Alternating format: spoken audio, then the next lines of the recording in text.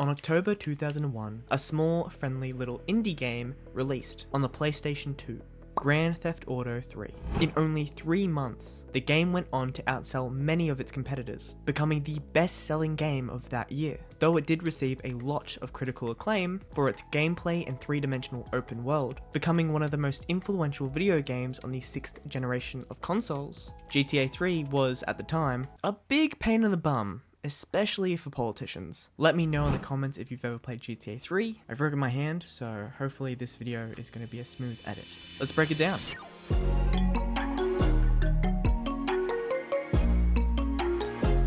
GTA 3 follows cool dude, mute dude, Claude, who, as soon as the game starts, gets shot by his girlfriend. What a poo-poo head. The bad thing was, the two were casually robbing a bank at the time, so it didn't really end well for Claude. He's sentenced to prison, until he isn't. He and his best bud 8-Ball, which isn't a stereotypical name at all, hide out from the cops, and now that they're kind of sort of free, they start doing odd jobs for the Leone Mafia. The Don, Salvatore Leone, is voiced by this guy, Frank Vincent. He was in Sopranos, and he was also in the movie Casino.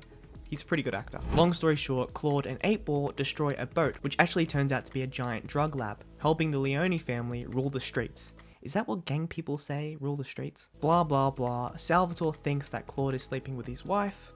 Blah blah blah. Claude kills the Don. That was a joke from Family Guy that I ripped off. And afterwards, Claude starts hanging out with the Yakuza in New York City. Two siblings run the Yakuza, Kenji and Asuka. You, i.e. Claude, do more odd jobs for them that for some reason are timed, and I still don't know why. This guy from Twin Peaks, Kyle MacLachlan, he plays businessman Donald Love, and I mean 10 out of 10 for the name, just amazing. Donald hires Claude to politely kill Kenji. This cute little killing is designed to frame the cartel, who, guess what, is run by Claude's girlfriend. Well, I mean ex-girlfriend now. She did shoot him without asking, which is pretty mean. Claude's ex, her name is Catalina, ends up destroying what's left of the Yakuza. Bye, Asuka. She also kidnaps Salvatore's wife, and wants $500,000 ransom. That's like pennies now, so 2001 was a very different time. Claude, of course, saves the day, destroying Catalina's helicopter and her in the process, and he saves Salvatore's wife. The end, until he rocks up in San Andreas. Grand Theft Auto 3 was a lengthy game to develop, produced by 23 developers at DMA Design, who worked closely with Rockstar Games to create a playable test demo on Sega's Dreamcast. This was in 1999, originally because the game was meant to be 3D rather than 2D like GTA 2, which was also in development at the time. The team actually planned on naming the project something different, steering away from the Grand Theft Auto IP and title. Then Take-Two came along and completely changed everything. Without them, well, the Grand Theft Auto brand would be completely different now. Take-Two mixed and matched a lot of the developing teams and pushed the developers to focus on PlayStation 2 hardware rather than the Dreamcast, as the PlayStation 2 was selling really well at the time in comparison to the Dreamcast. Rest in peace. Funnily enough, once the game was actually more sellable, the team approached Microsoft to make Grand Theft Auto 3 a Microsoft Xbox exclusive, and then Microsoft rejected them. I bet they feel very silly now, especially with how big GTA 5 was. For those who don't know, the first two Grand Theft Auto games were two-dimensional, having a bird's eye view perspective as you, the player, take on the life of a criminal who does various jobs for syndicates in an open world. That sounds familiar.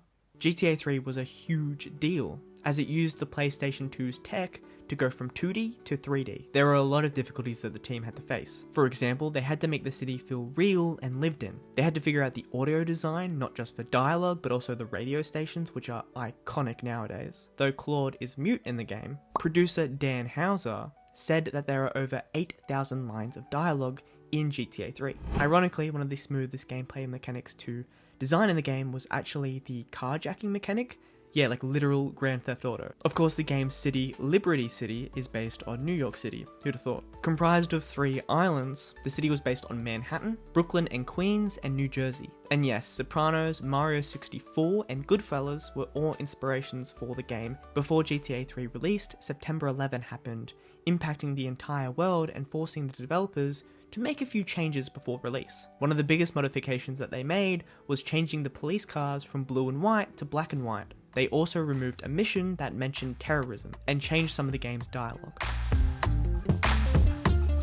The game scored a 97 out of 100 on Metacritic, meaning that it's tied with Tony Hawk Pro Skater 3 as the highest rated video game on the PlayStation 2, according to Metacritic's database. It is also one of the best-selling games on the PS2, selling 14.5 million copies across its lifetime, which is so many. Most people loved it, especially its open world and sound design. However, there were a few people that were a bit grumpy with the game and its gameplay. GameSpy awarded GTA 3 with the title Most Offensive Game of the Year. An assistant professor, her name is Shira Chess, wrote some fancy words, outlining that the game essentially doesn't show the true consequences of crime, as when Claude dies, he respawns, like a video game. She said, and I quote, GTA 3 denies the reality of mortality and simultaneously forces it on players. In GTA 3, you can spend a lot of money on prostitutes, and then afterwards, deal with said prostitutes to get your money back. This didn't go down well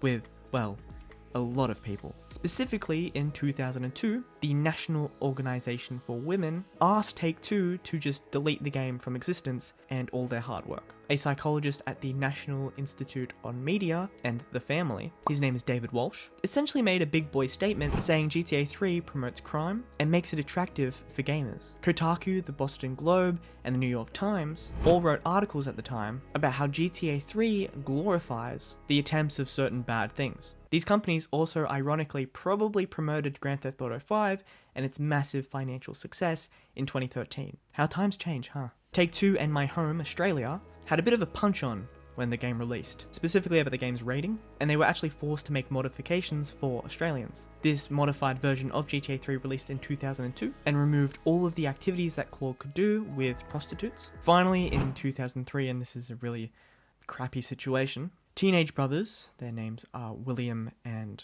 Josh Buckner, fired a gun at a passing motorist. This led to the death of a man named Aaron Hemmel and injured a woman named Kimberly Badee. Rest in peace, Aaron. The brothers told police that they were inspired to do such a disgusting act because of Grand Theft Auto 3. This led to some pretty intense lawsuits between the victims' families, Take-Two, and Rockstar Games. Grand Theft Auto 3 is and probably will always be one of the most influential games ever made.